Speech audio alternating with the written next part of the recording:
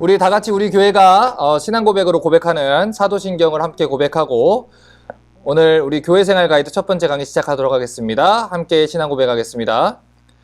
전능하사 천지를 만드신 하나님 아버지를 내가 믿사오며 그 외아들 우리 주 예수 그리스도를 믿사오니 이는 성령으로 잉태하사 동정녀 마리에게 나시고 본디오 빌라도에게 고난을 받으사 십자가에 못 박혀 죽으시고 장사한 지 사흘 만에 죽은 자 가운데서 다시 살아나시며 하늘에 오르사 전능하신 하나님 우편에 앉아 계시다가 저리로서 산 자 죽은 자를 심판하러 오시리라. 성령을 믿사오며 거룩한 공회와 성도가 서로 교통하는 것과 죄를 사하여 주시는 것과 몸이 다시 사는 것과 영원히 사는 것을 믿사옵나이다. 아멘. 자, 오늘부터 해서 9주일 동안 저희가 이제 교회 생활 가이드라고 하는 리스타 철치의 제자 훈련 과정을 이제 시작을 합니다. 저희 교회 제자 훈련은 기본적으로 오리엔테이션을 좀 해드리면 101 과정을 시작을 해서요. 102, 103, 104, 105, 109까지 그리고 201부터 209, 301부터 309까지 진행을 합니다. 원래 제자훈련이라는 게 우리 영현 형제 한의자매 어서 오세요. 자, 이 309 과정 이런 순서로 이제 진행을 하려고 하는데 원래 제자훈련이라고 하는 게 평생 하는 겁니다. 그렇기 때문에 4단위, 5단위, 6단위 계속해서 이제 세워 나갈 것이고요. 그 각각의 과정들을 몇 번의 코스로 넣느냐 그걸 가지고 제가 계속해서 씨름을 하고 있는 것이지 여러분이 앞으로 계속해서 배워 나가실 것들은 많습니다. 그래서 예를 들면 오늘 여러분이 성경은 어떤 책인가요? 라고 배우셨으면 201 과정에서는 성경은 어떤 책인가? 라는 과정에 관련해서 9주일 동안 이렇게 배우게 되는 것이고 예배란 어떤 것이냐? 라고 하면 202 과정에서 이제 예배에 관련해서 9주일 동안 또 배우게 되는 것이고 이렇게 심화 과정을 제가 계속해서 이제 저희 교회에서 세울 예정입니다. 그리고 그 일을 위해서 저희 교회 내 리더들을 세우게 될 거예요. 장기적으로는 저희 교회에 예전부터 제가 얘기했던 오르도 토메오라는 사역을 하게 될 겁니다. 오르도 토메오라는 것은 길을 닦는다라는 뜻이에요. 길을 닦는다는 것은 그 길을 잘 닦아야 그 뒤에 따라오는 사람들이 올바른 길로 영생의 길로 걸어갈 수 있는 것처럼 우리 교회 안에 있는 사역자들과 말씀의 교사들이 각각의 제자훈련들을 가르칠 때 많은 성도들이 올바른 생명의 길로 걸어갈 수가 있습니다. 교사들이 예를 들면 1단위 과목을 이제 가르치려고 하는 교사들은 1단위를 다 듣고 이제 2단위까지 수강한 사람들이 1단위를 가르치고 또 2단위 과목을 가르치는 사람들은 4단위까지 들은 사람 이런 식으로 그 기준이 있습니다. 그 기준을 가지고 할 거고요. 장기적으로 저희 교회 이제 집사님들, 장로님들, 권사님들 직분이 세워질 텐데 그 직분자들도 아무나 직분을 주지 않을 겁니다. 이 분명한 이 제자훈련의 과정들을 통과하신 분들만 저희가 직분자를 세울 것입니다. 자, 그 중에서 오늘 첫 번째 강의가 여러분이 배우게 되실 이 교회 생활 가이드라는 강의예요. 자, 여러분 교회가 무슨 뜻입니까? 교회가 무엇입니까? 자, 교회. 자, 제가 한자를 여기다가 적어 놨어요. 자, 교회란 무엇이냐? 교회라는 것은 말 그대로 한자로 가르칠 교자에 모일 회자를 씁니다. 그러니까 교회라는 것을 그냥 풀어서 얘기를 하면 가르치는 모임이라는 거예요. 그러니 좋은 교회 또는 건강한 교회는 잘 가르치는 교회를 말하고 좋은 성도 또는 건강한 성도는 잘 배우는 성도를 말합니다. 자, 그러면 교회는 무엇을 가르치는 곳이냐? 이게 중요한 거잖아요. 자, 제가 교재에는 수록을 해놓지 않았지만 우리 성경을 좀 펼치시고 우리 훈련하실 때는 성경을 꼭 가져오세요. 디모데전서 3장 15절을 좀 보겠습니다. 디모데전서 3장 15절.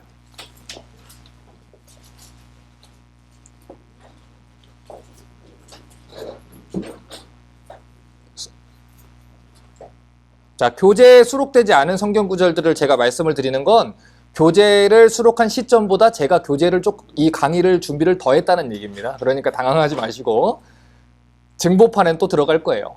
자, 디모데전서 3장 15절 자, 같이 한번 읽겠습니다. 시작. 만일 내가 지체하면 너로 하나님의 집에서 어떻게 행하여 할 것을 알게 하려 함이니 이 집은 살아계신 하나님의 교회요 진리의 기둥과 터니라. 자, 교회는 살아계신 하나님의 집이요 하나님의 교회입니다. 진리의 기둥과 터예요. 자, 그러면 하나하나 한번 생각을 해보자고요. 진리가 무엇이냐? 진리의 기둥과 터라고 했는데 진리가 뭐냐는 거죠. 요한복음 17장 17절을 좀 보겠습니다. 요한복음 17장 17절. 요한복음 17장 17절입니다. 자, 17장 17절 같이 한번 읽겠습니다. 시작. 저희를 진리로 거룩하게 하옵소서. 아버지의 말씀은 진리니이다. 자, 예수님이 분명하게 말했어요. 아버지의 말씀이 진리니이다. 그러니까 예수님께서 말씀하실 때 내가 길이요 진리요 생명이니 나로 말미암지 않고는 아버지께로 나올 수가 없다. 태초에 하나님의 말씀이신 그분이 이 땅에 육신을 입고 오셨다. 아버지의 말씀은 진리다. 결국에 이런 것들을 다 종합해서 생각해 보면 우리의 구원은 예수 그리스도로만 말미암아 주어지는데 또 우리의 구원은 진리이신 하나님의 말씀을 통해서만 이루어진다는 거예요. 그러니까 교회가 진리의 기둥과 터가 된다는 것은 교회가 하나님의 말씀을 근간으로 세워지지 않으면 그 기둥은 무너지게 되어 있는 것이고 그 기둥이 탄탄하지 않으면 교회는 절대로 건강하지 못하다는 것입니다. 오늘 아침에 한 목사님이 저에게 연락이 왔어요. 한 가정이 교회를 찾고 있는데 건강한 교회를 찾기를 원한다고 해서 저희 교회를 추천을 했다고 하는 거예요. 그런데 그런 얘기를 들으면 좋으면서도 부담스러워요. 우리 교회는 건강한 교회인가? 라고 질문할 때 그러면 건강하다는 기준은 무엇인가? 좋은 교회의 기준은 무엇인가? 기준은 이 말씀대로입니다. 하나님 말씀을 올바르게 가르치는 교회. 하나님 말씀을 모여서 배우는 교회. 하나님 말씀을 근간으로 삼고 기둥으로 삼고 세워져 가는 교회. 그것이 건강한 교회라는 거예요. 자, 그래서 개념을 정리하고 갈게요. 교회는 어떤 곳이냐? 진리이신 하나님의 말씀을 가르치고 배우는 곳이다. 교회는 진리이신 하나님의 말씀을 가르치고 배우는 곳, 배우는 곳입니다. 자, 제가 이렇게 쓰는 거는 이제 하나님이라는 표시를 하는 거예요. 네, 하나님이라는 표시를 하는 거예요. 그래서 제가 이렇게 쓰면 하나님이라고 이해해 주시면 됩니다. 빨리빨리 필기하기 위해서 제가 가끔 이런 걸 사용을 해요. 자, 우리가 병원에 갔다고 한번 예를 들어 볼게요. 그런데 병원 의사 선생님이 너무 친절해요. 우리 김성준 조사님 이제 아기가 어리니까 아기 데리고 이제 리아 데리고 병원 가지 않겠습니까? 근데 선생님이 너무 친절해요. 선생님이 애를 이렇게 웃기만 하면 애가 막 까르르 뒤집어지고 넘어가. 이야기도 너무 잘 들어주고 나이스하셔. 근데 병은 못 고쳐. 그러면 주치의로 그 의사 선생님을 계속 부탁을 할 거예요? 안 하죠. 근데 아이가 선생님을 너무 좋아하는데? 병을 고쳐야 되니까 안 되죠. 버스를 운전하는 운전기사가 있어요. 너무 따뜻해요. 예의도 발라요. 타면 간식도 하나씩 주고 커피도 하나씩 줘요. 그런데 그 사람이 운전만 하면 사고가 나. 그러면 그 사람이 운전하는 버스에 타겠습니까? 안 타죠. 탔다가도 그 사람이면 내리겠죠. 무서워서. 어떤 음식점에 갔는데 너무 깨끗해요. 너무 친절해요. 인테리어도 너무 모던하고 내 마음에 쏙 들어요. 맛이 없어. 안 가죠. 의사는 병을 잘 고쳐야 되고요. 식당은 음식을 잘해야 됩니다. 선생님은 학생들을 잘 가르쳐야 돼요. 그래야 그 원래의 기능을 올바르게 담당할 수 있는 것이고요. 나머지는 다 부수적인 거예요. 여러분, 목사님은 뭐 하는 사람입니까? 하나님 말씀 가르치는 사람이에요. 우리 목사님 너무 착해. 우리 목사님 너무 친절해. 우리 목사님 너무 젠틀해. 근데 하나님 말씀 안 가르쳐줘. 다른 거 가르쳐줘. 그것은 원래 목사님의 기능을 담당하는 게 아니에요. 그런데 많은 사람들이요, 교회에서 문제를 일으키고요, 또 교회에서 상처를 받았다고 해요. 그런데 그 이유가 대부분 이러한 이유에서 벌어진다는 거예요. 왜냐? 그들은 교회가 무엇인지를 몰라요. 목사님이 어떤 일을 하는지 몰라요. 배워본 적도 없고요, 또는 배웠다고 하더라도 잘못 배운 경우들이 많아요.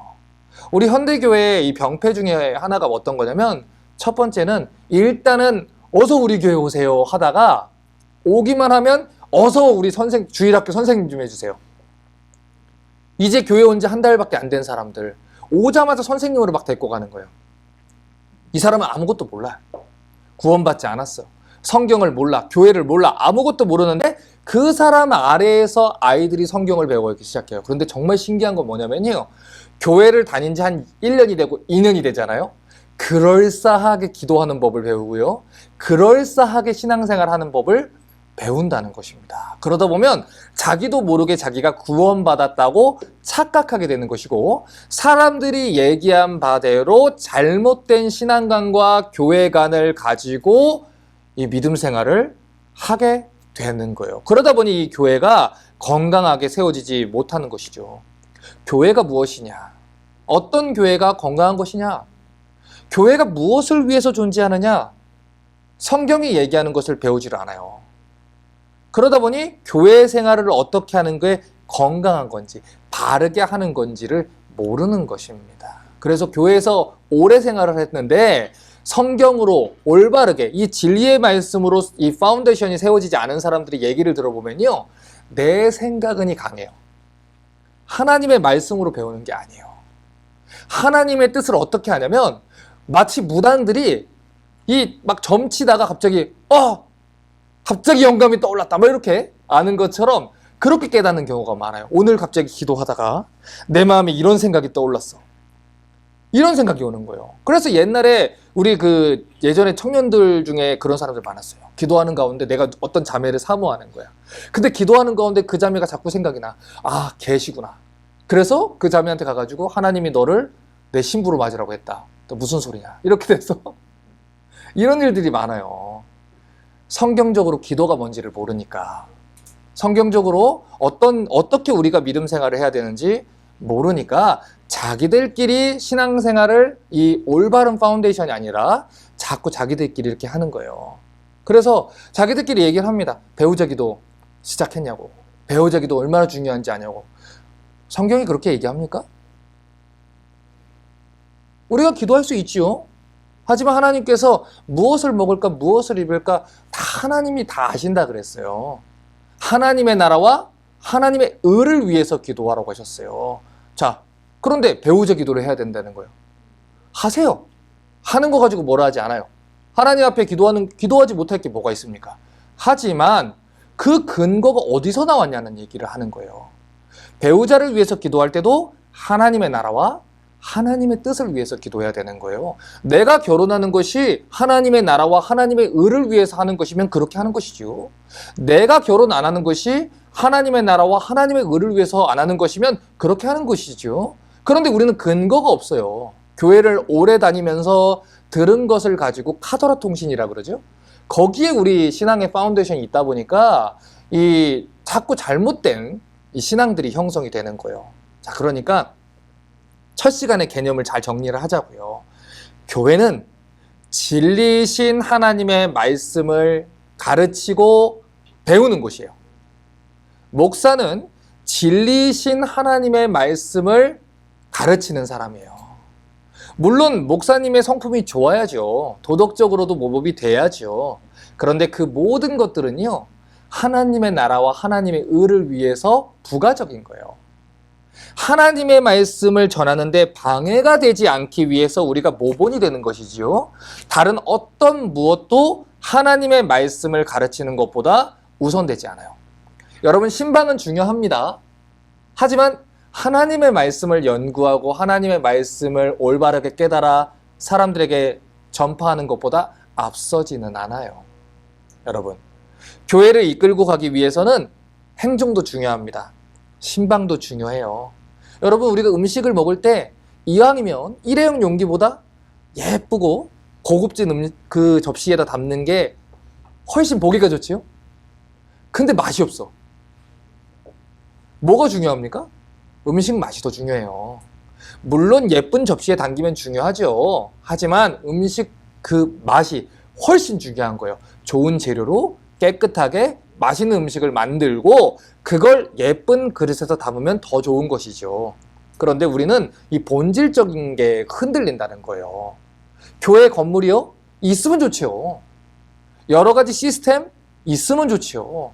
그런데 우리는 그런 것들을 마련하다가 결국에 하나님의 말씀을 연구하는데 게을리했다는 거예요. 그래서 교회마다 참 슬픈 게 뭐냐면 많은 전도사님들이요, 하나님 말씀을 지금 배워야 할 때예요. 전도사님들은 지금 선지학교에 등록된 이른바 훈련생이잖아요. 그러면 전도사님들은 지금 뭘 해야 되냐면 하나님 말씀을 배워야 되는 거예요. 그래서 저희 교회 전도사님들은 매주 일주일에 한 권씩, 그래서 2주일에 2권씩 해서 책 공부하고 저한테 이제 계속해서 검토받고 독후감도 쓰고 거기에 대해서 실라부스 만들고 훈련을 받잖아요. 그런데 이번 주에 제가 팀 리더들 교육이 있으니까 우리 전도사님이 저를 생각해서 너무 바쁘니까 목사님 이번에 수요일, 목요일, 토요일 너무 많으시니까 한 주 쉴까요? 아니요. 하셔요. 네, 하기 싫어서 하는 게 아니라는 걸 제가 알아요. 신뢰합니다. 하지만 하셔요. 하셔야 돼요. 힘들어도 해야 되는 거예요. 왜냐면 그게 여러분의 일입니다. PPT 만드는 거요, 찬양가사 쓰는 거요, 교회 청소하는 거요, 여러 가지 다른 일들이요, 부수적인 거예요. 하나님 말씀을 연구하고 교리적으로 준비되고 또 신학적으로 준비되어야 이분들이 나중에 좋은 목사님들로 성장하는 겁니다. 때때로 성도분들이요, 이 부교육자들이 대개 이제 우리 이민사회도 그렇고 한국교회도 그렇고 2년에 한 번씩 바뀌잖아요. 그러다 보니까 2년, 3년에 바뀌니까 어차피 우리 교회 떠날 사람들을 훈련시켜서 뭐합니까? 그래요. 여러분, 제가 한번 여쭤볼게요. 훈련 안 된 그 사람들이 우리 교회에 오래 있는 게 더 문제 아니에요? 우리 교회에 있는데 훈련이 안 됐어. 그러면 더 문제예요. 그리고 하나님 나라 관점에서는 이분들이 어디를 가든 훈련 잘 돼서 말씀을 잘 가르치는 그 진리의 기둥과 터를 세우는 게 중요한 겁니다. 그래서 우리 교회가 리스타처치는요, 앞으로 그 일들을 감당을 해야 돼요. 저희 교회에서 다음 세대를 가르친다는 것, 그것은 교회를 진리의 말씀으로 양육할 다음 사역자들을 성장시키는 것, 그것입니다. 그래서 제가 바라는 것은 저희 교회 신학생들이 드글드글 했으면 좋겠어요. 와서 배우고 말씀 연구하고 성장하는 그런 일들이 있을 때 하나님의 교회는 건강해질 것입니다. 그래서 우리 신학생들 열심히 공부하시고 또 우리 성도분들은 하나님 말씀 배우는데 최선을 다해야 하는 것이죠. 자, 현대교회에 찾아온 가장 큰 문제는 하나님 말씀을 교회에서는 안 가르쳐주고 성도들은 교회에서 하나님 말씀을 배우려고 하지 않는다는 거예요. 더 큰 문제는 교회는 하나님의 말씀을 가르치지 않고 성도들은 하나님의 말씀을 배우지는 않으면서 가르치는 척을 하고 배운 척을 하고 아는 척을 한다는 거예요. 이 3척이, 이 3척이 문제예요. 결국에는 그러다가 교회를 등지게 되는 사람들이 많이 있는 거예요. 여러분, 제가 언젠가 설교할 때도 말씀드렸죠. 교회에서 상처받았다는 사람들의 이야기를 들어보면 예수님에게 실망했던 사람들은 찾아보기 힘들어요. 다른 사람들한테 상처받았다는 거 또는 교회 조직의 상처를 받았다는 사람들이 거의 전부입니다. 왜 그들이 교회에 실망합니까? 교회가 어떤 곳인지 잘못 배워서 그래요. 병원에 갔어요. 그럼 병원에 가면 어떤 일을 해야 됩니까? 진료를 잘 받고 오면 돼요. 그런데 지금 제가 얘기한 걸 이 병원으로 예를 들면 거기는 진짜 병은 잘 고치는데 의사가 친절하지 않아. 그러고 씩씩대는 거예요. 그리고 나는 병원을 바꿔야겠어. 음식점에 갔으면 음식을 깨끗하고 맛있게 먹고 오면 돼요. 그런데 거기는 종업원이 와서 나한테 와서 서버가 나한테 와서 다정하게 내 안부를 안 물어보더라. 거기 음식점에 오락실이 없어. 거기는 다 좋은데 게임룸이 없어. 많은 분들이 이 교회가 어떤 곳인지 모르다 보니까 이렇게 오해를 한다는 거예요. 여러분, 이게 그냥 웃어 넘길 얘기가 아니라 이민사회의 이야기를 들어보면 이런 일들이 많아요. 교회에서 우리 식당 음식을 안 팔아준다는 거야. 그래서 상처받아서 떠났다는 거죠. 교회에서 우리 집 신방을 안 와가지고 상처를 받아서 떠났다는 거예요. 우리 교회는 재미가 없다는 거예요. 그래서 저쪽 교회로 간다는 거예요. 이 교회 저 교회 가보다가 재미없으니까 다른 교회로 간다는 거예요. 여러분, 지금 이 코로나 시절에 어떤 일들이 벌어졌냐면요. 예전에 이민사회에서 청년들은, 특히 젊은 세대들은 갈 데가 많이 없었어요. 그러니까 교회에 와야 사람을 만나는 거거든요. 그러니까 청년들이 교회로 왔어요. 그런데 그들의 관심이 어디 있느냐? 사람 만나는 데 있었거든요. 그런데 코로나 때문에 만나지를 못한 거예요. 온라인으로 가는 거죠. 그들의 목적이 예배에 있지 않았고 그들의 목적이 말씀 배우는 데 있지 않았어요. 그러다 보니까 이 사람들이 온라인 예배를 드릴 이유가 없잖아요. 그러니까 처음에는 드리는 척 하다가 나중에는 안 드리게 되고, 그러다 보니까 이제 미국 친구들이나 세상 친구들하고 어울리다 보니까 그게 훨씬 재밌거든요. 아, 교회보다 세상이 재밌다는 것을 알게 됐고, 교회 말고 다른 데 가서 놀 곳을 찾아냈어요.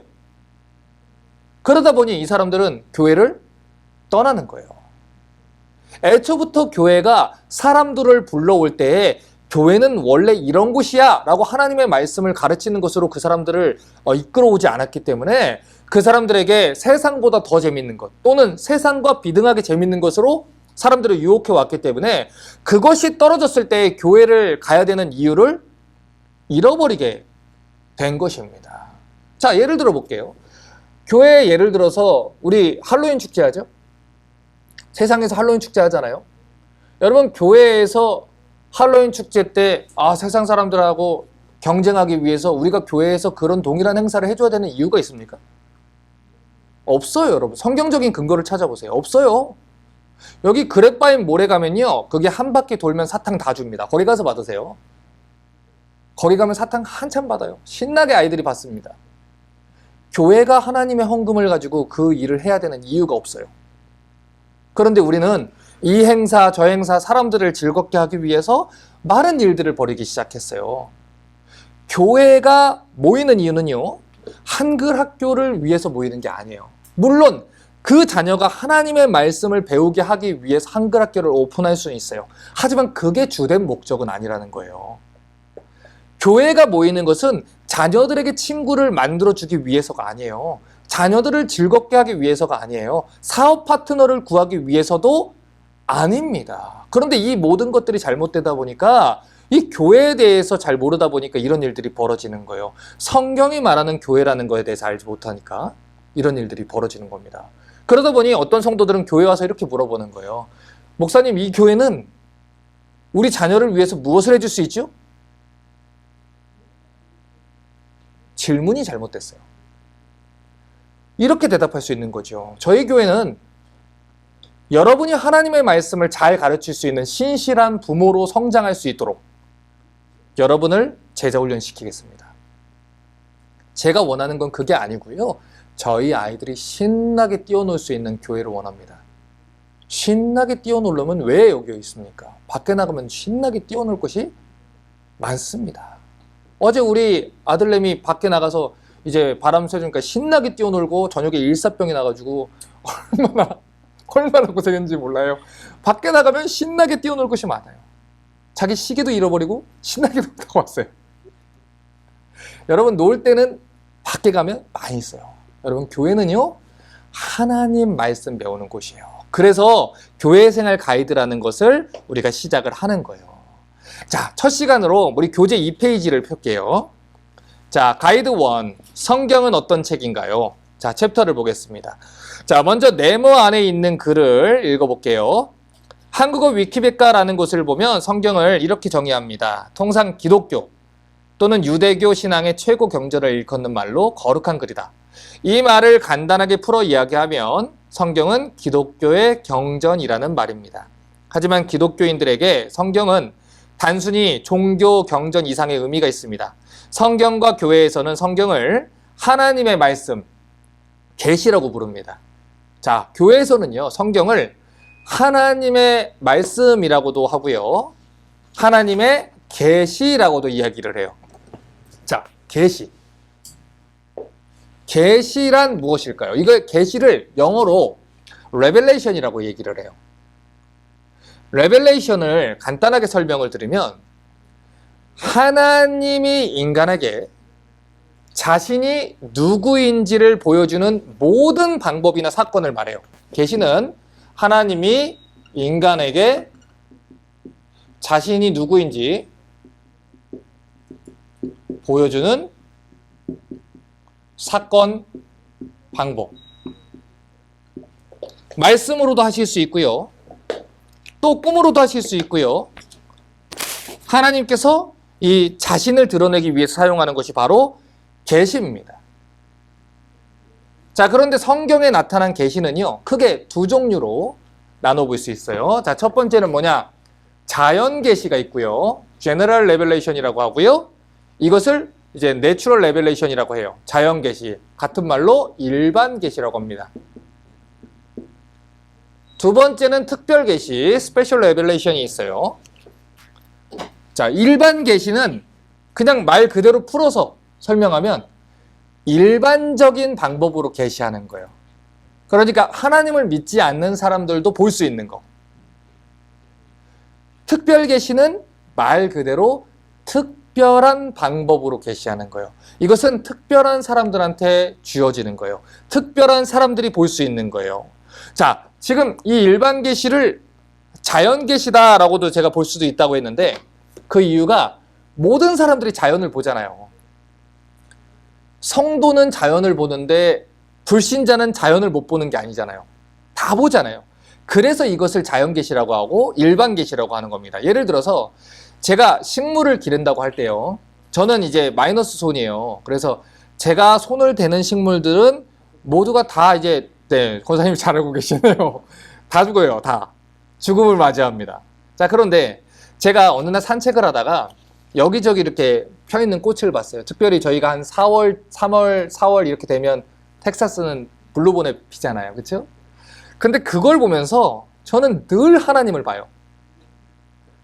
저걸 어떻게 다 같은 시절에 예쁘게 꽃을 피우실까? 어떻게 시간이 되면 저렇게 다 자라게 하실까? 들에 있는 들꽃들이 누가 가서 물 주는 거 아니잖아요. 저희 딸이 그래서 밖에 나가서 밖에 이렇게 비가 오잖아요. 딸이 늘 쓰는 표현이 있어요. 하나님이 물 주신다 그래요. 하나님이 물 주신다. 하나님이 해를 비치시고 하나님이 물을 주시는 것이죠.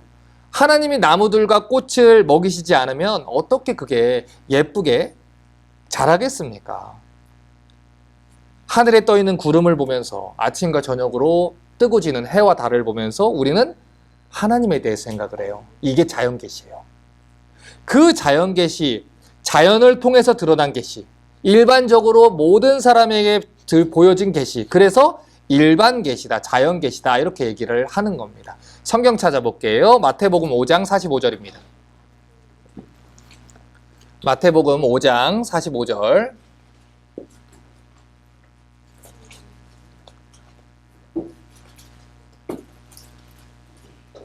자, 마태복음 5장 45절입니다.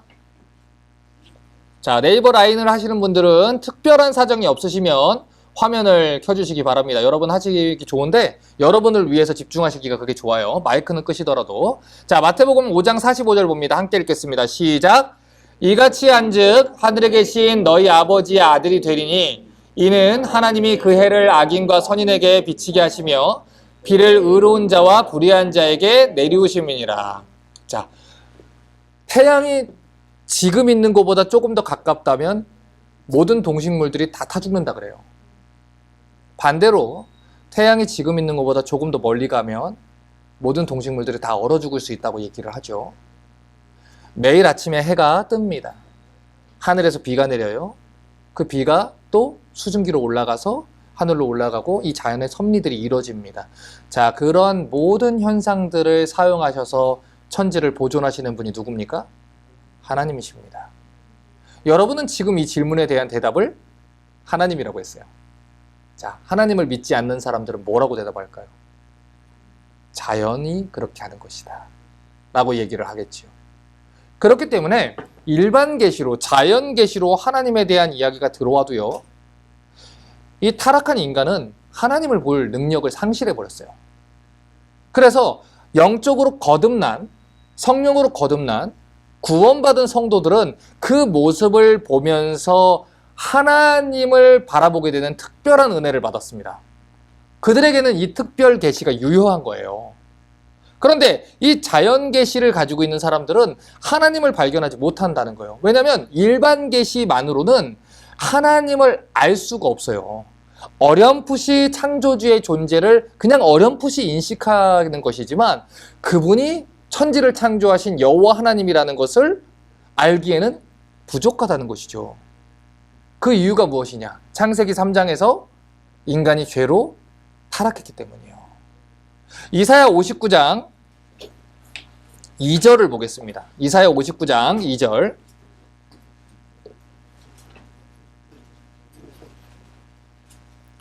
이사야 59장 2절입니다.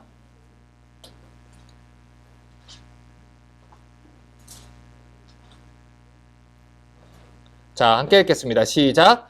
오직 너희 죄악이 너희와 너희 하나님 사이를 내었고 너희 죄가 그 얼굴을 가리워서 너희를 듣지 않으시게 함이니. 자, 인간이 지은 죄가 인간과 하나님 사이의 간극을 벌려놨다는 거예요. 그래서 인간이 하나님 목소리를 듣지 않게 됐고 하나님 음성을 알아듣지 못하게 됐고 우리 죄가 마음과 눈을 가리게 됐다는 거예요. 자, 그래서 하나님이 일반적인 방법을 넘어서서 특별한 방법을 사용하신 거예요. 그것이 특별 계시입니다. 하나님의 특별 계시에는 여러 가지가 있어요. 하나님이 구약을 보면 직접 말씀하시기도 하고요.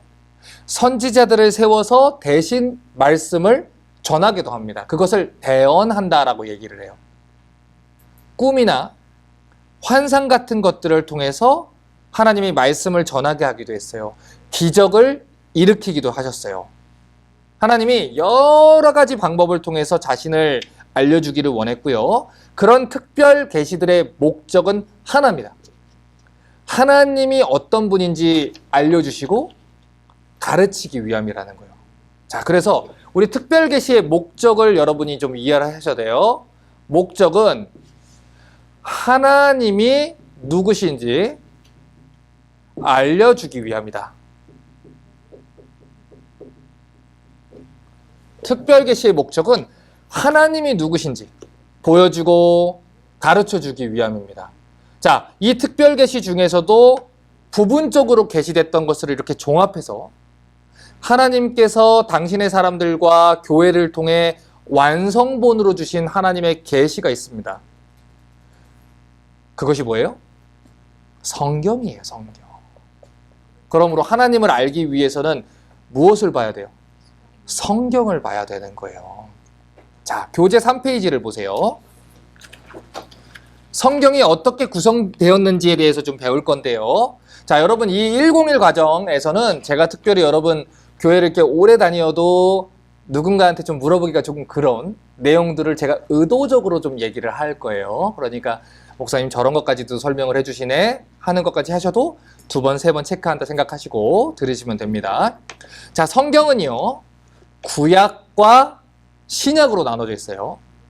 성경을 보면 이렇게 구약은 성경의 앞쪽에, 신약은 이제 뒤쪽에 이렇게 위치가 되어 있습니다. 자, 구약은 뭐냐? 구약을 쉽게 말하면 옛 언약이에요. 옛적에 주신 언약이라고 합니다. 옛적에 주신 언약. 약속이라고 생각하시면 돼요. 그리고 신약은 새 언약이에요. 새롭게 주신 언약이다. 새롭게 주신 언약이다.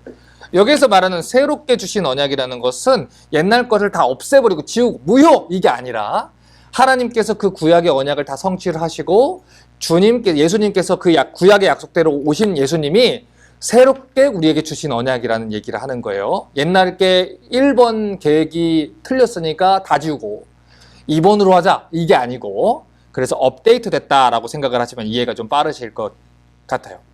자, 이 구약과 신약을 구분하는 기준이 있습니다. 자, 기준이 누구냐? 지저스 크라이스트, 예수 그리스도예요. 예수 그리스도입니다. 그래서 구약은 장차 약속대로 예수 그리스도께서 오실 것이다. 이걸 예언을 해요. 우리가 166 성경 공부 배웠잖아요. 166 성경 공부 다 들으신 분은 아 진짜 이 39권이 다 예수님에 대해서 얘기하고 있네? 아실 거예요. 그런데 신약은 장차 약속대로 다시 오실 예수님에 대해서 예언을 합니다. 그러니까 구약을 쉽게 얘기하면 장차 오실 예수님, 신약은 다시 오실 예수님. 이미 예수님이 오셨으니까. 그러니까 구약과 신약에서 약속이라는 말을 쓸 때는 이 약속이 예수님에 대한 약속이다라는 걸 여러분 아셔야 돼요. 그러니까 우리가 성경을 보면서 아 이런 좋은 말씀이 있구나. 심지어 여러분 잠언이나 전도서 같은 시가서를 볼 때도 마찬가지예요. 아 이거 마음에 위로가 되는 말씀이구나 라고 읽는 게 아니에요.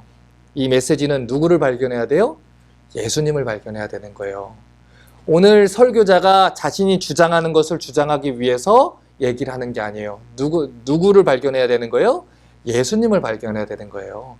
예전에 이 잘못된 큐티 운동이 이렇게 신비주의 운동으로 벌어질 때요. 이렇게 묵상 운동을 자꾸 활발해지니까 오늘 나에게 주시는 메시지를 찾아봅시다. 짝! 이렇게 하시는 분들이 있었어요. 이렇게 쫙 가룟 유다가 목매어 죽으니라. 뭐 이렇게. 그럼 어떻게 하겠어요, 이렇게? 내가 남편이 5이 있었으나 지금 있는 남편도 네 남편이 아니니? 뭐 이렇게 돼버리면 그거 어떻게 하겠습니까? 그런 식으로 묵상하는 분들이 계셨어요. 아니에요, 여러분. 어떤 구절을 보더라도 하나님 말씀을 올바르게 찾아서 예수님을 발견하셔야 돼요. 그런데 그 작업을 가장 수월하게 할 수 있는 방법이 성경을 순차적으로 하는 겁니다. 그래서 내년에는 저희가 이제 성경 통독을 할 거예요. 창세기부터 제가 여러분하고 이제 거의 유튜버가 돼가지고 지금 이렇게 하고 있는데 여러분과 하나님 말씀을 창세기부터 한 장 한 장 묵상하는 훈련도 할 거고요. 기도 훈련도 할 거고요. 그렇게 기초부터 할 겁니다. 그런데 여러분 이 시간 중요하게 한 가지만 딱 기억하시면 돼요. 성경을 보면서 우리는 누구를 발견해야 된다? 예수님을 발견해야 된다. 자, 여기까지 정리합니다. 구약은 앞으로 오실 예수님에 대한 약속, 그리고 신약은 이미 오신 예수님에 대한 이야기를 하고 장차 다시 오실 예수님에 대한 이야기를 하고 있다는 것. 자, 그래서 성경이 비록 두꺼워 보이지만 중심 주제는 예수님이라는 것. 그것을 알아야 됩니다. 자, 그러면 구약과 신약으로 이렇게 이루어진 이 성경은 어떻게 이루어져 있느냐? 자, 보세요. 구약은 39권입니다. 그리고 신약은 27권으로 이루어져 있었어요. 그래서 39권하고 27권을 더하면 66권이죠. 66권으로 이루어져 있고요. 1189장으로 이루어져 있습니다. 그래서 우리 성경을 일일이 파고 외우자라고 해서 제가 암기를 옛날에 시켰는데 1189장으로 이루어져 있고, 그리고 우리가 알고 있는 성경이 어떤 건지 아셔야 되니까 이걸 외우기 쉬우려면 9구단 3단으로 하시면 돼요. 39, 27. 그래서 총 66권으로 이루어져 있다. 자, 알고 계시면 됩니다. 구약과 신약은 조금 더 자세하게 나눌 수 있어요. 모세오경, 역사서, 시가서, 선지서 이렇게 나눠질 수 있습니다.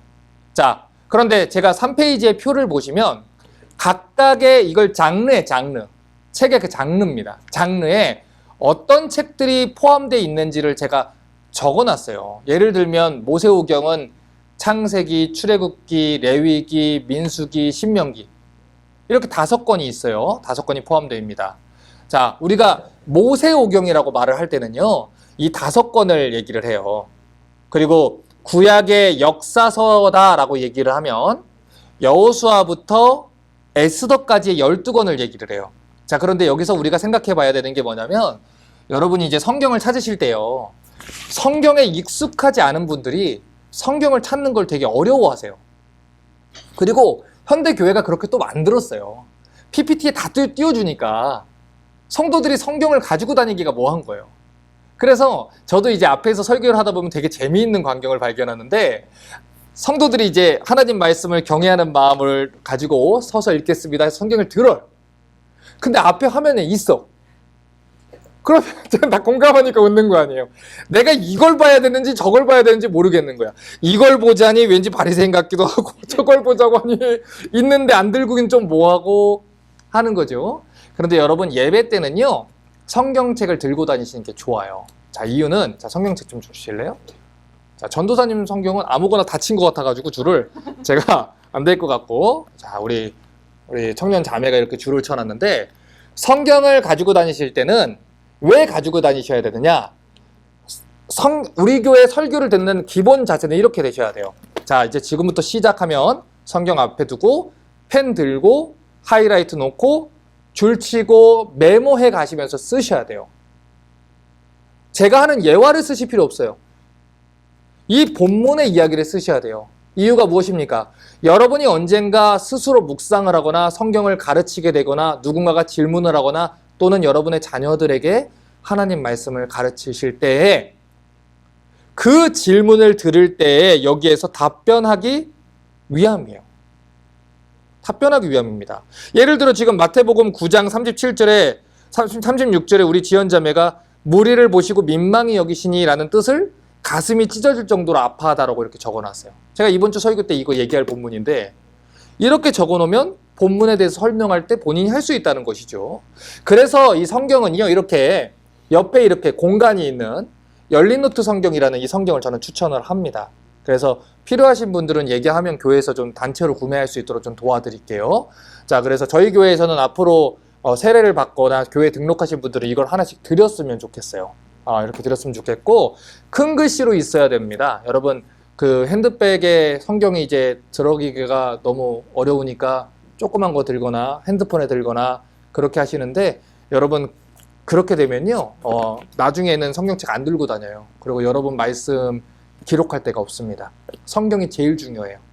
머리에 이고 다녀도 성경은 이고 다니세요. 그게 가장 중요해요. 이민을 오던데요 짐이 너무 많아가지고요 성경책은 다 놔두고 왔지요. 자랑?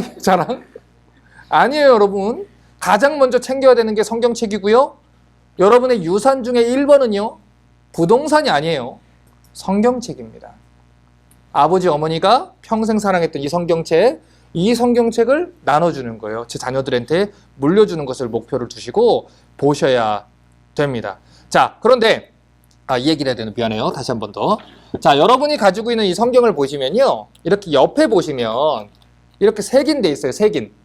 보이시나요? 여기 보면 글자 있죠. 빨간색. 색인이 돼 있어요. 그래서 제 성경은 이게 없어요. 색인이. 제 성경 같은 경우는 이렇게 색인이 없어요.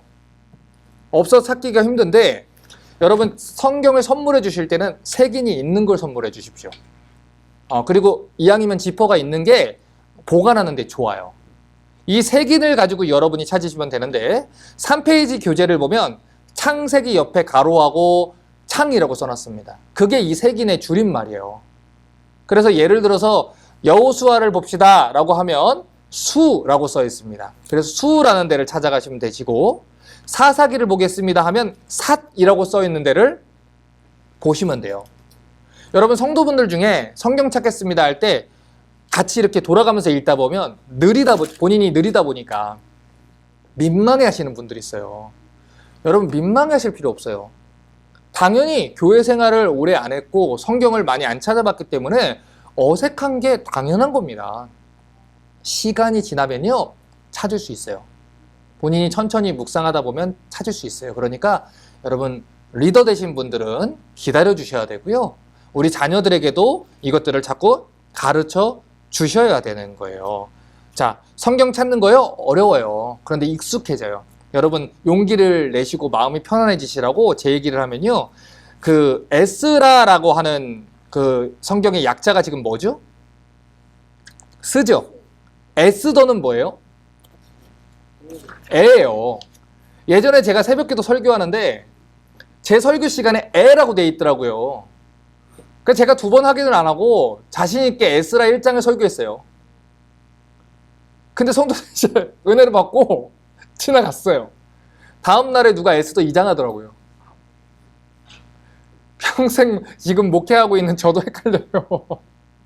그러니까 빨리 못 찾는다고 부끄러워하실 필요 없습니다. 여러분 천천히 그 색인을 보시면서 한 군데 한 군데 찾아가면 성경을 찾을 수가 있어요. 자, 교재 4페이지를 볼게요.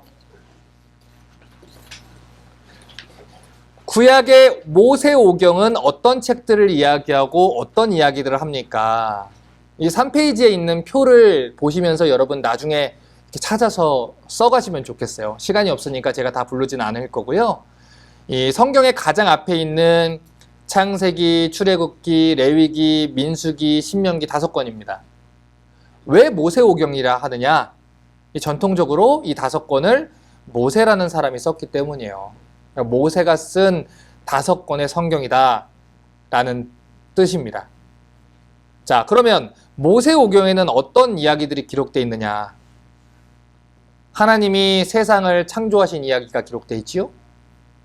그리고 아브라함과 그의 자손의 이야기, 이스라엘 민족이 이집트에서 나오는 이야기, 가나안 땅에 들어가는 이야기, 그리고 이스라엘 백성들에게 주신 명령들이 기록되어 있어요. 그래서 이 모세오경에는 창조 이야기, 아브라함의 이야기, 이스라엘의 이야기, 그리고 출애굽 이야기, 광야 이야기, 가나안 이야기, 그리고 하나님 백성들에게 주는 교훈의 메시지, 이 신명기의 메시지가 있습니다. 그런데 이 신명기의 말씀 같은 경우는 이제 모세가 이 가나안에 들어가는 출애굽 두 번째 세대, 1세대는 광야에서 다 죽고요.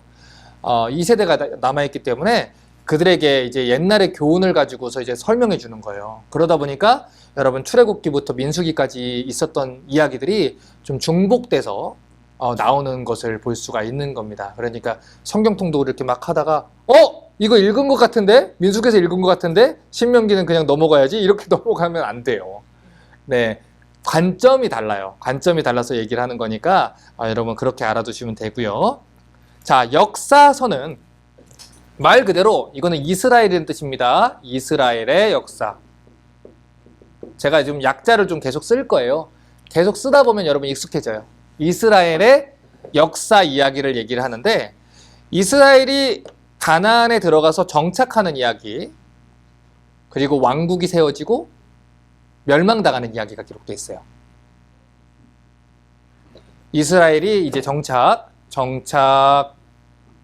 왕국 형성되고 멸망되는 이야기들이 있습니다. 자, 다음으로는 시가서가 있습니다. 시가서는 쉽게 설명해 드릴게요. 시와 노래라는 거예요.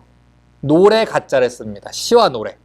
욥기, 시편, 잠언, 전도서, 아가서 이렇게 있는데 이 다른 책들하고 이제 문체가 달라요. 산문 형태, 내러티브 이야기가 아니고 이 시와 노래로 돼 있기 때문에 시가서고요.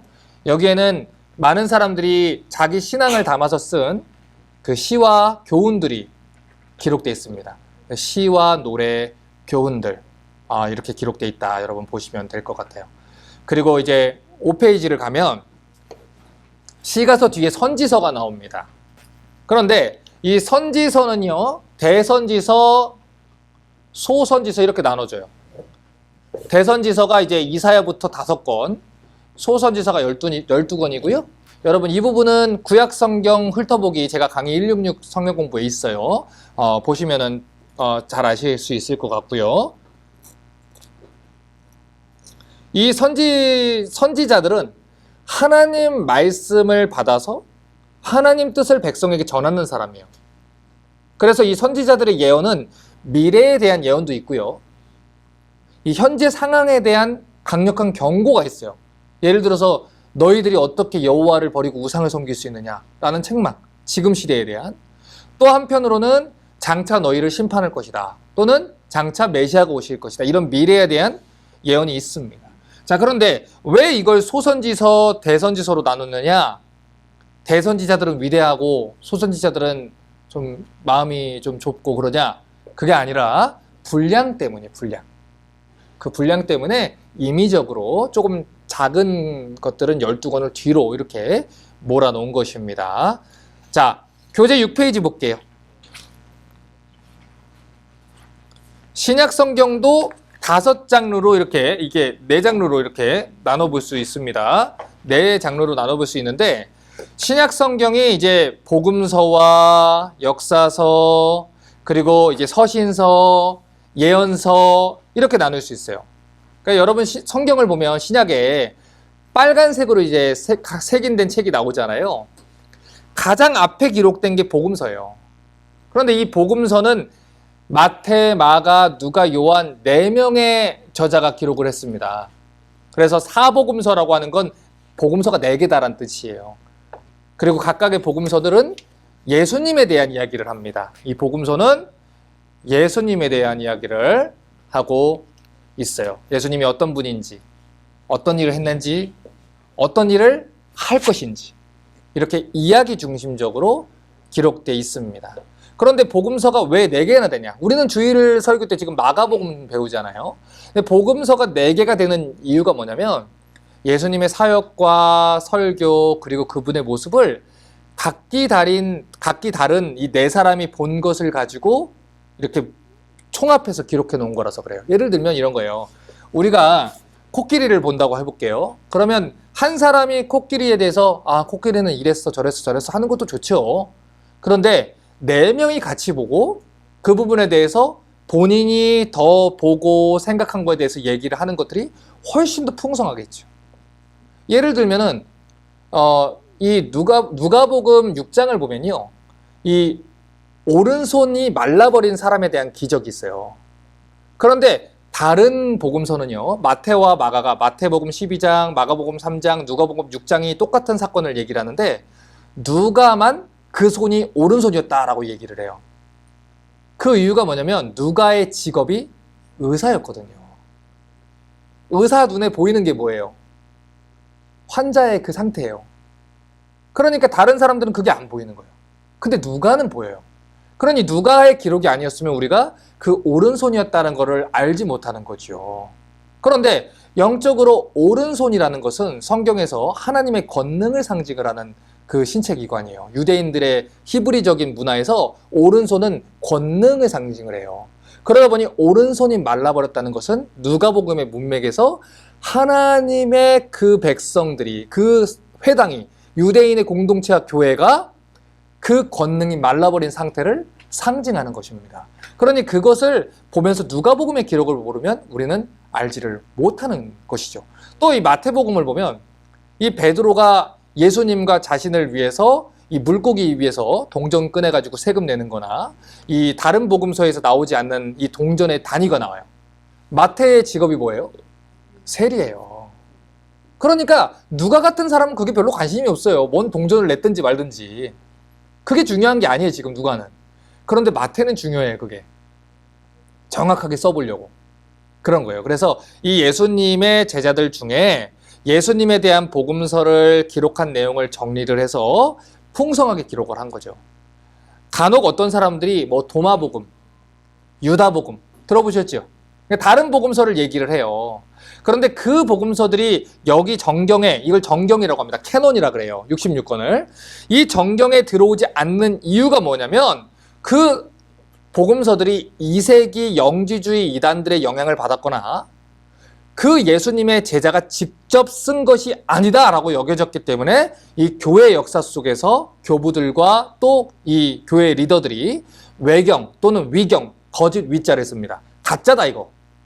그렇게 거짓된 것이다 분류해서 66권 정통 성경에는 들어와 있지 않은 것입니다. 그래서 이 위경이나 그런 것들을 보면 예수님이 어렸을 때 신적인 권능을 사용해서 자기를 조롱하는 사람들을 뭐 다 죽였다 뭐 이런 얘기들 뭐 그런 것들이 나오는 거예요. 근데 그게 다 2세기 영지주의라는 이단들, 예수님을 하나님과 동등한 삼위일체 하나님으로 보는 게 아니라 그냥 뛰어난 피조물에 불과하다라고 얘기하는 그 이단들, 그런 영향을 받았기 때문에 나온 거예요. 나중에 제가 이 성경의 형성사에 대해서도 특강을 할 겁니다. 어떻게 형성됐고 번역됐고 이런 것들을 제가 얘기할 거니까 그때 보시고, 오늘은 66권만이 하나님의 말씀을 우리가 믿어야 된다라는 걸 알고 가시면 될 것 같아요.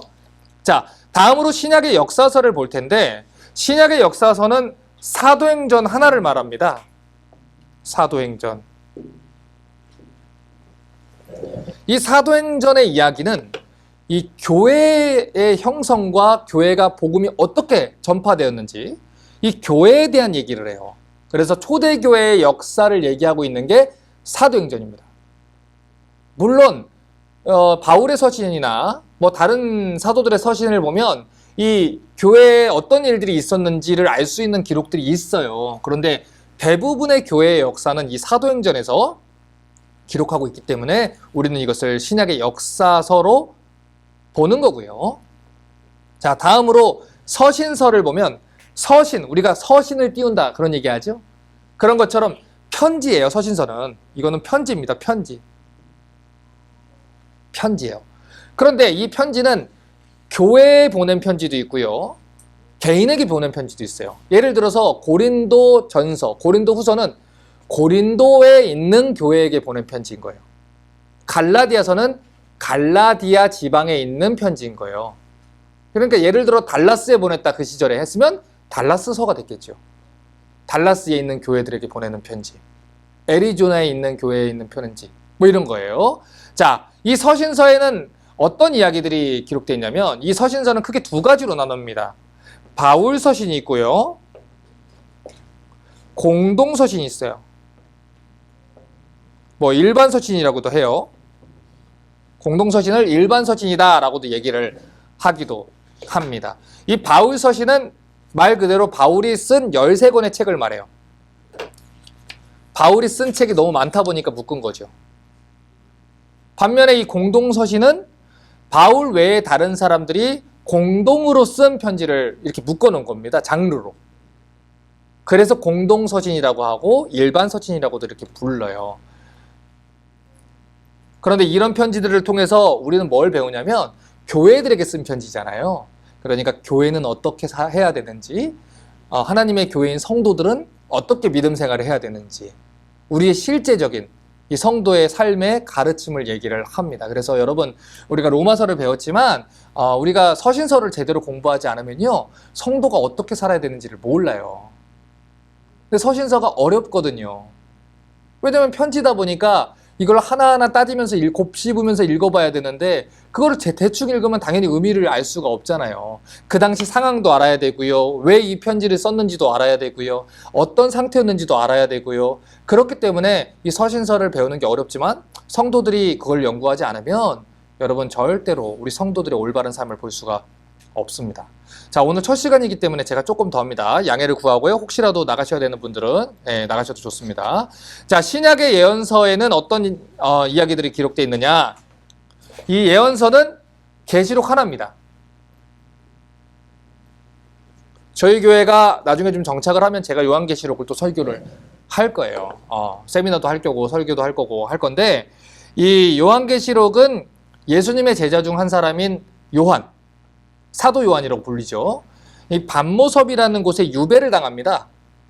그런데 이 사람이 거기에서 받았던 하나님의 계시의 말씀을 얘기를 해요. 그래서 요한의 계시록이다 이렇게 얘기를 하는 것이죠. 그러니까 이 책에는 이 세상의 그 마지막 때에 벌어질 일들 그리고 예수님의 재림에 대해서 이야기를 하고 있어요. 여러분, 이 요한계시록이 그 당시에 이제 상징적인 언어로 많이 쓰였어요.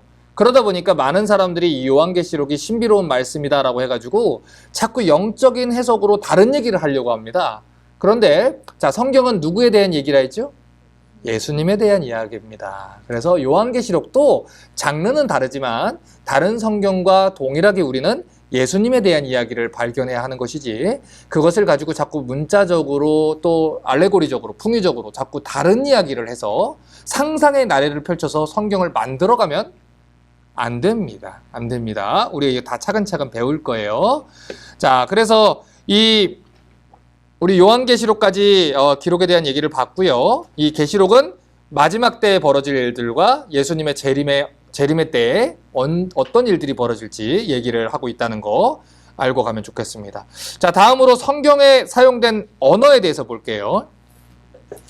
성경은 하나님 말씀이에요. 그런데 그 당시 사람들이 사용하던 언어로 쓰였어요.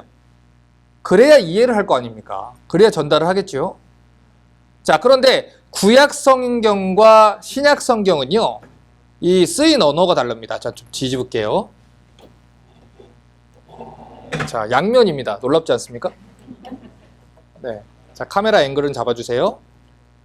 자, 구약과 성경의 언어가 이렇게 달라요. 자, 구약은 대부분 히브리어로 쓰였습니다. 물론 아람어라는 그 당시 아람 나라의 언어가 있어요. 조금.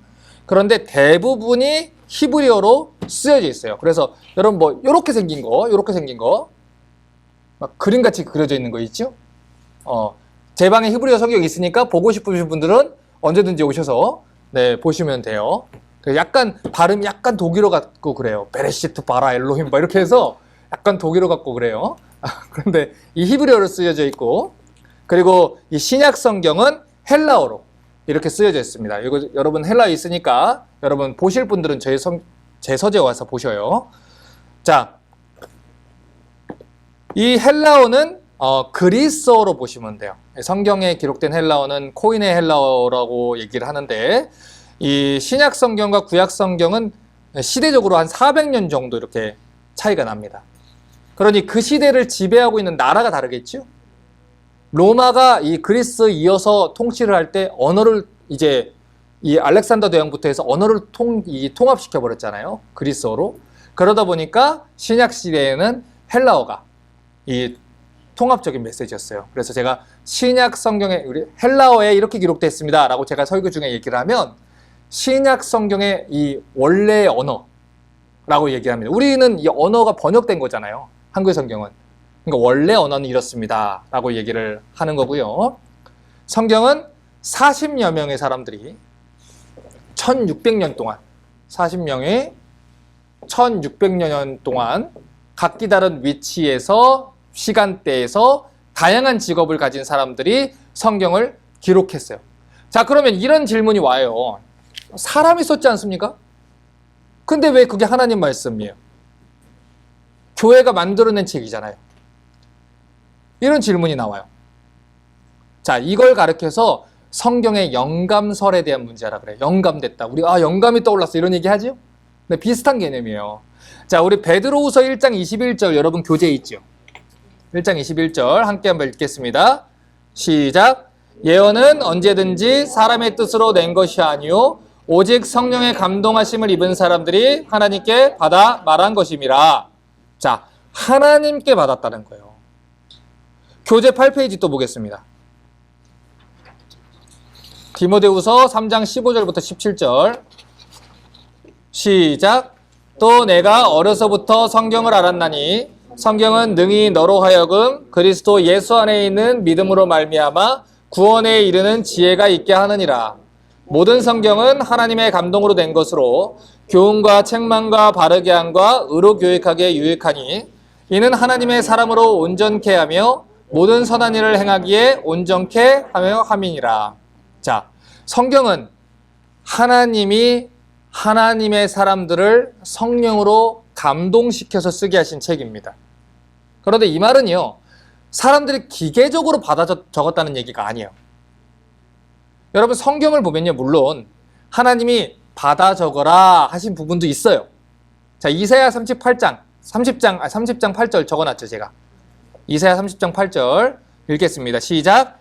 이제 가서 백성 앞에서 서판에 기록하며 책에 써서 후대에 영영이 있게 하라. 예레미야 30장 1절과 2절도 봅니다. 시작. 여호와께로서 말씀이 예레미야에게 임하여 이르시느니라. 이스라엘의 하나님 여호와께서 이같이 일러 가라사대 내가 내게 이른 모든 말을 책에 기록하라. 자, 모세에게도 마찬가지고 지금 이사야도 마찬가지고 예레미야도 마찬가지고 하나님이 직접 불러주신 적도 있어요. 그런데 많은 경우엔 하나님에 대해서 증거하기 위해 하나님의 사람들이 스스로 기록하도록 하신 겁니다. 하나님께서 그들을 다만 성령으로 붙드시고 지도하시고 기록하게 하신 거죠. 야, 예를 들어서 왕이 왕명을 전하라고 할 때 직접 그 말을 이렇게 받아 적어라 해서 두루마리에 적어서 그걸 가져가서 엄영이요 하고 읽은 경우도 있지요. 전하는 사람이 비록 다른 사람이어도 그거는 왕의 명령이에요. 그런데 왕의 뜻을 왕의 신하가 전달하는 경우도 있어요. 왕을 옆에서 평생 동안 보좌한 이 보좌관이 왕이 얘기한 것을 듣고서 한마디 말을 했는데 왕이 어떤 것을 말하는지, 무엇을 원하는지 그것을 풀어서 전해주는 경우도 있습니다. 그것 또한 왕의 뜻을 전달하는 것이죠. 성경의 제자들은요, 살아온 배경이 달라요. 생각하는 것도 다르고 탤런트들도 달라요. 각자의 장점과 경험을 그리고 자료들을 바탕으로 성경을 기록을 했습니다. 그런데 중요한 것은 하나님이 성경을 쓰는 사람의 마음을 감동하시고 성령께서 그들을 죄의 욕구를 억제하고 하나님의 뜻대로 성경을 쓰도록 지도하셨다는 거예요. 자, 태초에 하나님이 천지를 창조하시니라. 자, 여기서 우리는 무엇을 배웁니까? 하나님은 전능하신 하나님이다. 자, 우리의 신앙은 창세기 1장 1절에서 나온다 그랬죠?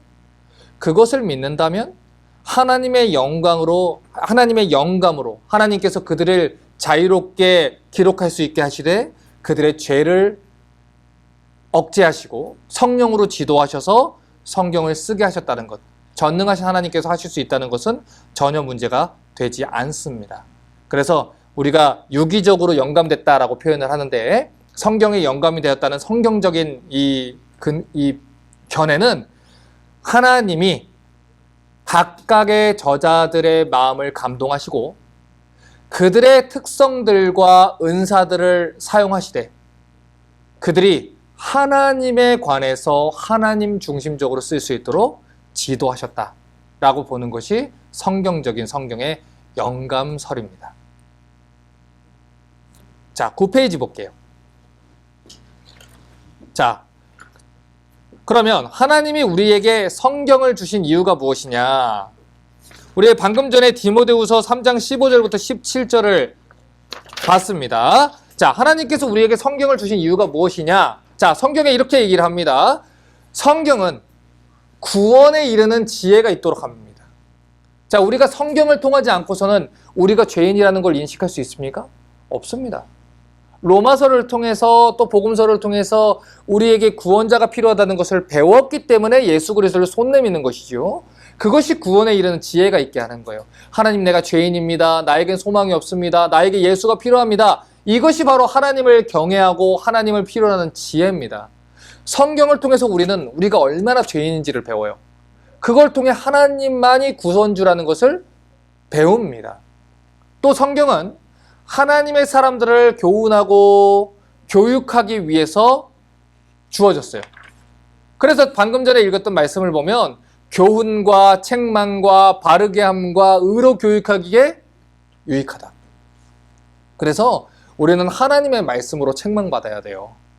우리가 때때로 잘못할 수 있어요. 때때로 하나님의 교회를 섬기다가 잘못된 길로 갈 수 있어요. 그런데 하나님 말씀에 비했을 때 우리가 잘못됐다? 그러면 어떻게 해야 됩니까? 우리는 돌이켜야 돼요. 여러분, 회개하셔야 돼요.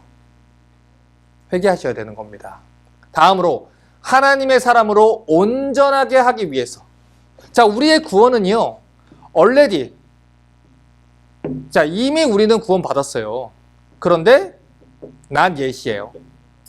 아직 예수님이 오시지 않았어요. 우리는 아직 이 연약한 육신을 입고 있어요. 여전히 죄인의 그 연약한 육신의 이 지배를 받아요. 배고프면 죄 짓고 싶고요.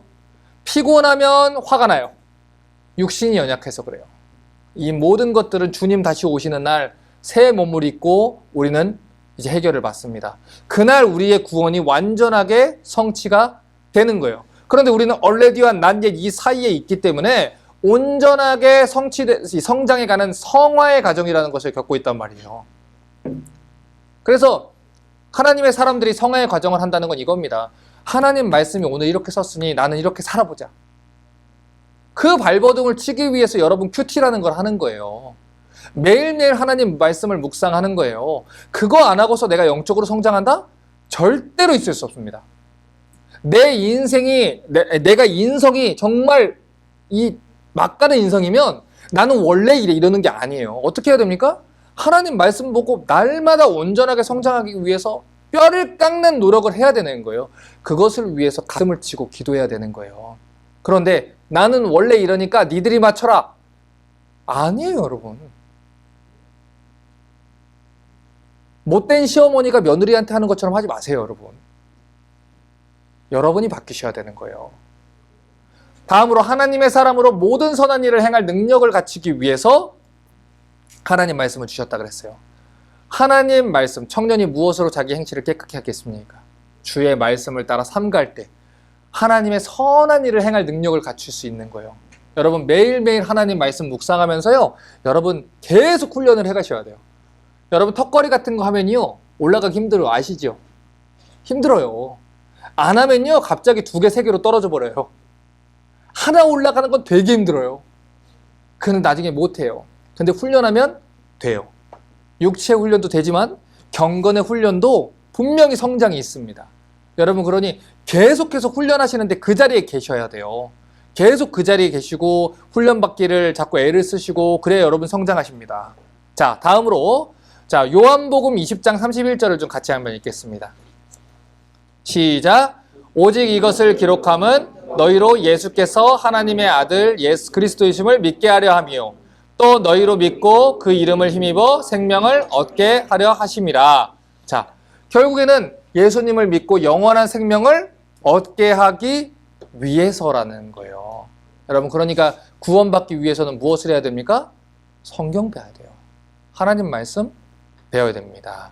자, 마지막으로 이제 이것만 보고 끝내겠습니다. 자, 성경이 하나님 백성들에게 하는 또 한 가지 중요한 역할이 있어요.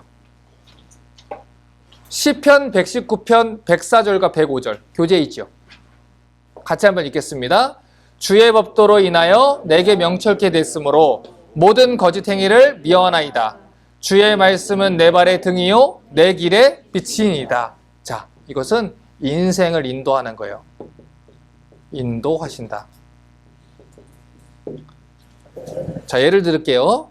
여러분 배가 항구를 찾아가기 위해서는 2가지 빛이 필요해요. 첫 번째는 항구가 어디 있는지를 알려주는 등대가 있어야 돼요. 등대가 빛을 비춰줘야 아 저기 있구나 라고 방향을 트는 것이죠.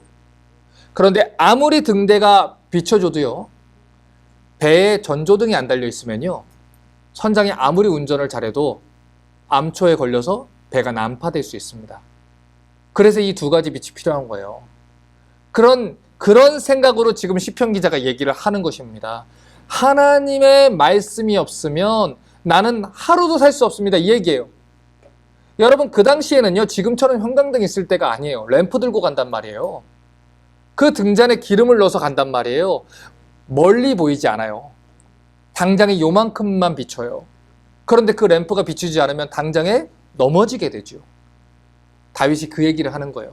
하나님 말씀대로 매일 묵상하고 살지 않았더니 내가 바세바를 범하는 죄를 범하는 사람이다. 그러니 어떻게 해야 됩니까? 하나님 말씀 배워야 됩니다. 그래서 저 여러분 부탁드리는 건 성경을 소중하게 여기십시오. 그래서 여러분 목사님 어떤 성경을 배우고 싶어요? 저 이 말씀 배우고 싶어요. 이런 모습들이 저희 교회에서 자꾸 일어나야 되는 거예요. 그럴 때 여러분 성장하고 자라게 될 것입니다. 자, 오늘 첫 시간이라 제가 조금 시간을 좀 오버했습니다. 제가 기도하고 마치겠습니다. 기도하겠습니다. 하나님, 오늘도 우리 성경이 어떤 책인지에 대해서 배울 수 있었습니다. 하나님 말씀 잘 배워서 건강한 성도, 건강한 교회 되게 하시고 지금 이 자리에 있는 사람들을 통해서 수많은 사람들이 예수 믿는 은혜를 주시옵소서. 주 예수 그리스도 이름으로 기도했습니다. 아멘.